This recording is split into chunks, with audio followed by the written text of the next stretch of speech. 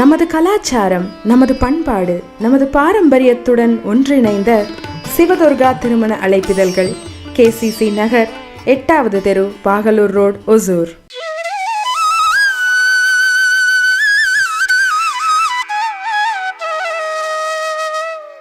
வணக்கம் நேயர்களே, தெய்வ ஆராதனை என்ற காணொலியின் மூலம் உங்களை சந்திப்பதிலே பெருமகிழ்ச்சி அடைகிறேன்.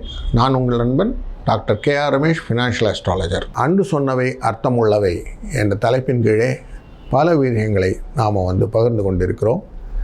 இந்த காணொலியிலே நாம் சிறப்பாக காணக்கூடியது இந்த கத்திரி வெயில் நம்மளை வாட்டி வதைக்கிறது இல்லையா, இதிலிருந்து எப்படி தப்பிப்பது, இதில் எப்படி ப்ரிகாஷனாக இருக்கிறது, செய்யக்கூடியது என்ன, செய்யக்கூடாதது என்ன அப்படின்னு பார்ப்போம்.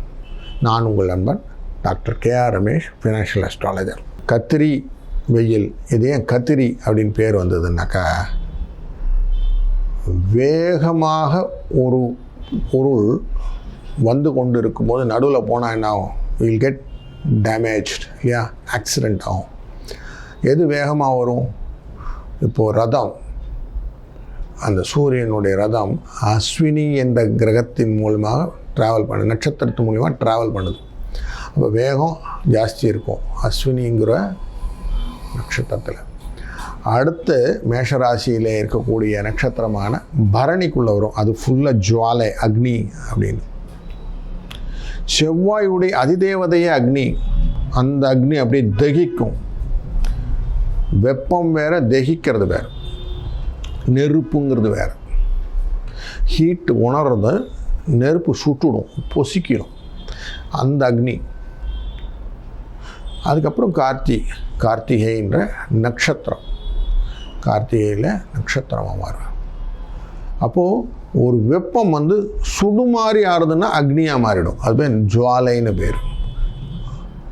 நம்ம வீட்டிலெல்லாம் அடுப்பு வச்சுருக்கோம், அடுப்பு இருக்கிற நெருப்பு அது கரெக்டாக அந்த குவாண்டமில் சரியாக வைக்கலைன்னா அந்த பாத்திரத்தை உருக்கி விட்டுரும், இல்லை கையை வச்சோம்னா பற்றிக்கிடும்.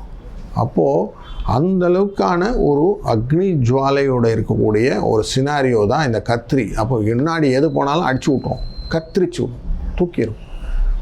அவ்வளோ காஷன்னால் அந்த கத்திரிங்கிற வார்த்தையை முன்னாடி கொண்டு போட்டாங்க. இப்போது இதை எப்படி நம்ம ப்ரிப்பேர் பண்ணிக்கலாம், இதுக்கு முன்னாடி எப்படி நம்ம அதுக்கிட்ட போய்க்கலாம், கத்திரிக்குள்ளே போய்க்கணும்னா, முதல்ல காலையில் எழுந்துக்கிறதே 4 to 9 அப்படிங்கிற அந்த சீனாரியோக்குள்ளே குளிச்சே முடிச்சிடணும். அதுக்கு மேலே நீங்கள் குளிச்சிங்கன்னா 2-3 குளியல் தான். அதுக்கப்புறம் மழையாக உங்களை வேர்க்க வச்சிரும். ஸோ முன்னாடி உடம்பை குளிர்வித்து கொள்ள வேண்டும். குளித்தல் அப்படின்னா குளிர்வித்தல்னு பேர். குளித்தல் அப்படிங்கிற கான்செப்ட், குளிர்வித்தல். 6 குளங்கள் இருந்தாலும் சரி, இன்றைக்கி ஷவரில் வீட்டில் குளிக்கிறீங்க சரி, எப்படியோ குளிச்சிருங்க. அதே மாதிரி உணவை எடுத்துக்கிடுங்க. காலை வேளையில் ஆகாரத்தை கம்பல்சரியாக எடுத்துக்கணும் அப்படின்னு இருக்கு. அதுலேயும் ரொம்ப முக்கியமான உணவாக நீராகாரங்கள்னு நம்ம உண்டு.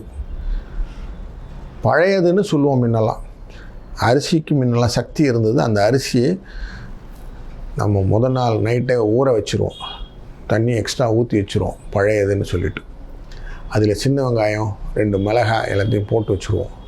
அது நன்னா ஊறி மறுநாள் காலையில் குழுன்னு ஒரு நீராகாரமாக இருக்கும், அதை குடிப்போம். அப்படியே உடம்புக்கு குளிர்ச்சியை கொடுத்து விடும். உடலை குளிர்வித்தல், குளித்தல், குளிர்விப்பது இந்த விஷயத்தினாலே. தேநீருக்கு பதில் இளநீர் சாப்பிடுவது, லாட் ஆஃப் மினரல் கண்டென்ட் இருக்கக்கூடிய ஒரு இது என்னென்னா நமக்கு இளநீர். நுங்கு அப்படின்னு பனைமரத்துலேருந்து கிடைக்கக்கூடிய நுங்கு, இதையும் சாப்பிட்றது. நுங்கு கண் எடுத்து நுங்கு தோண்டி சாப்பிடுவோம் இல்லையா, அதுவும் சாப்பிட்றது. இதெல்லாம் நமக்கு அது இந்த இதை உடம்புல ஸ்கின்லாம் தடவி விடலாம். அப்போது இந்த ஸ்கின் அந்த வறண்டு போகாமல் இருக்கும். ரைட். கீரை வகைகளை நிறையா பயன்படுத்தி சாப்பிடணும். ஜூஸியான பொருட்களை சாப்பிடணும். வெள்ளரிக்காய் மாதிரி விஷயங்கள் எல்லாம் நமக்கு காய்கறிகளில் கிடைக்கக்கூடும். பரங்கிக்காய், வெள்ளரிக்காய் இதெல்லாம் நீர்நிலையெல்லாம் இருக்கும். தர்பூசணின்னு ஒரு பழம் வைக்கும், அந்த பழத்தோட நீங்கள் சீரை. அப்புறம் நமக்கு கிருணி பழம்னு ஒரு பழம் இருக்கும், ஃபுல்லாகவே முலாம்பழம், கிருணி பழம்லாம் சொல்லுவோம் இல்லையா, அந்த மாதிரி பழங்கள் எல்லாம் ஃபுல்லாக வாட்டர் கண்டென்ட் நிறைய இருக்கும். இதெல்லாம் எடுத்து நம்ம ஜூஸ் பண்ணி சாப்பிட்றது.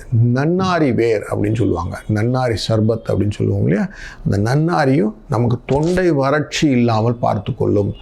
எலுமிச்சம்பழத்தை கூட அதில் புழிஞ்சு சாப்பிடும்போது எனர்ஜைஸாக இருக்கும். அப்போ காலையிலேருந்து அந்த எனர்ஜியை மெயின்டைன் பண்ணிக்கணும்.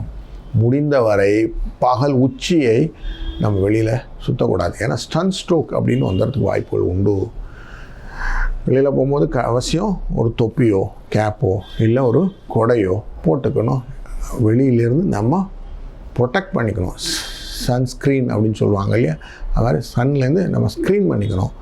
முடிந்தவரை கருப்பு நிற கொடையை எடுத்து செல்வோம். ஏன்னா கருப்புன்றது ரிஃப்ளெக்ட் பண்ணாமல் திருப்பி அமுச்சு விடுவோம். மற்றெல்லாம் வந்து அதை இழுத்து வச்சுன்னு உள்ளே கொடுத்துடுவோம். வெள்ளையை கொண்டு போனீங்கன்னா மண்டையை காய்ச்சிரும்.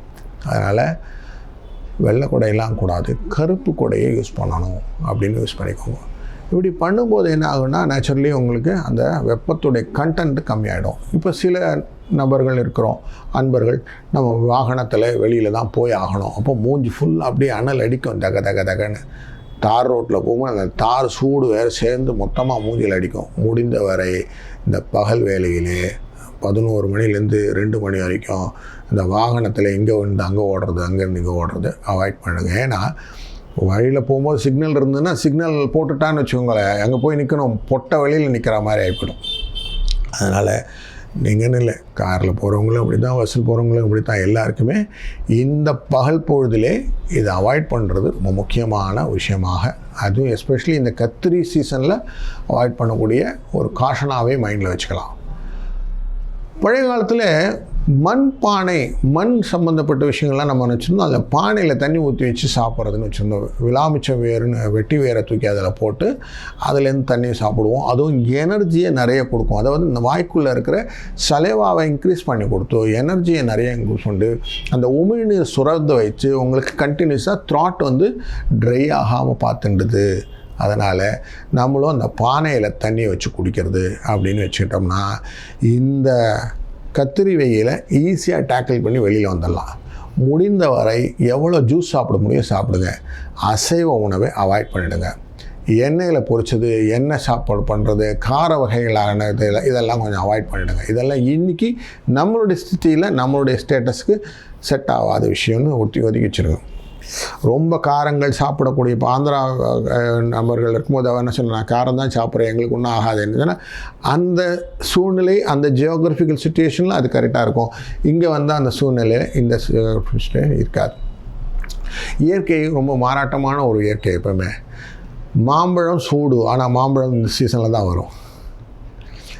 அது கான்ட்ராடிக்டரியாக இந்த உடம்புக்கு நீங்கள் அதை எடுத்துக்கிட்டிங்கன்னா அயன் கண்டென்ட் இருக்கும். அந்த அயன் கண்டென்ட் உங்களுக்கு எனர்ஜியை கொடுத்துரும். அதனால் மாம்பழம் இந்த சீசனில் வருது.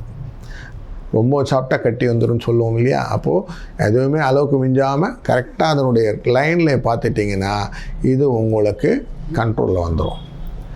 எண்ணெய் தேய்த்து குளித்தல்னு ஒரு வழக்கம் உண்டு. செவ்வாய் வெள்ளி என்று பெண்கள் எண்ணெய் தேய்ச்சி குளிக்கிறது, திங்கட்கிழமை சனிக்கிழமைங்கிறது நம்ம ஆண்கள் எண்ணெய் தேய்ச்சி குளிக்கிறதுன்னு வச்சுக்கோங்க. இந்த எண்ணெய் தேய்ச்சி குளித்தல்னா எண்ணெய் தேய்த்து குளிர்வித்தல். அதுவும் உடம்பு முள்ள நம்ம எண்ணெயை தடவிட்டு நல்லா பிடிச்சி விட்டு அமைதியாக குளித்தோன்னு வச்சுக்கோங்களேன், இந்த தாக்கம் இதை வந்து நம்மளை போயிடும். அன்றைக்கி எண்ணெய் தேய்ச்சிக்கு அன்றைக்கி வந்து நம்ம போய் அசைவம் சாப்பிட்றது கூடாது. இந்த மாதிரி நல்ல குளிர் பாதங்கள் ரொம்ப சாப்பிட்டு விட்டோம், அதுவும் நமக்கு உடம்பு கெடுதலாக போயிடும். அன்று மத்தியானம் தூங்குறதுன்ற விஷயங்கள்லாம் அவாய்ட் பண்ணிட்டீங்கன்னு வச்சுங்களேன், அந்த எண்ணெய் தேய்த்தோடைய பலன் உங்களுக்கு கிடைத்துவிடும். குளிர்தல் அப்படிங்கிற உடம்புக்கு நல்ல குளிர்தலை கொடுத்து விடும். அதனால் இதையும் நம்ம வந்து ஃபாலோ பண்ணோம். மெத்தடாலஜி டு ஃபாலோ அப்படின்னு வச்சுட்டோம்னா இந்த வெயில் தாக்கத்துலேருந்து கொஞ்சம் வெளியில் வந்துடலாம். முடிந்தவரை எவ்வளவு நீர்மோர் செய்து வைத்துக் கொள்ளுங்கள். மோரை நல்லா அரைக்கி, தயிர் சாப்பிட வேண்டாம், பால் சாப்பிட வேண்டாம். ஆனால் நீர்மோர் ரொம்ப முக்கியமான ஒரு பதார்த்தம். அதில் வெந்தயத்தை நம்ம பொடிச்சு போட்டுட்டு நீர்மோரை கொத்தமல்லியை போட்டு வச்சுட்டு கொஞ்சம் 2 மிளகாய் கூட நறுக்கி போட்டோம்னா கொஞ்சம் நல்லா வாய்க்கு நல்லாயிருக்கும். சப்ஜான்னு ஒரு விதை ஒன்று உண்டு, அதையும் நீங்கள் அது மாதிரி தனியாக ஒரு தண்ணியில் போட்டு வச்சிங்கன்னா அதெல்லாம் குளிர்ச்சியாகவும் இருக்கும், உங்களுடைய அப்படைசராக இருக்கும். அதாவது நம்ம வந்து இன்டேக் ஆஃப் ஃபுட்ஸை வந்து கம்மி பண்ணி கரெக்டாக பேலன்சிங் ஃபுட்டோட நம்ம லைஃப்பை அந்த சீசனில் வச்சுக்குவோம். அப்போது இந்த மாதிரி விஷயங்களை வச்சுக்கிறது. அதனால தான் தண்ணீர் பந்தல் வைத்து நீர்மோர் கொடுப்பது அப்படின்னு புராண காலத்திலேயே மாணிக்கவாசகர் காலத்திலேயே நம்ம நால்வர் காலத்திலேயே அப்படிலாம் பண்ணினோம் இல்லையா? தண்ணீர் பந்தல் வைத்திருக்கான்னு சொல்லுறோம் இல்லை, அப்பர் பெருமான் வைத்திருந்தார், அப்படி வாரவாருக்கெல்லாம் கொடுத்தார், அன்னதானம் பண்ணினார், எல்லாம் இந்த சீசனில் தான் பண்ணினாங்க.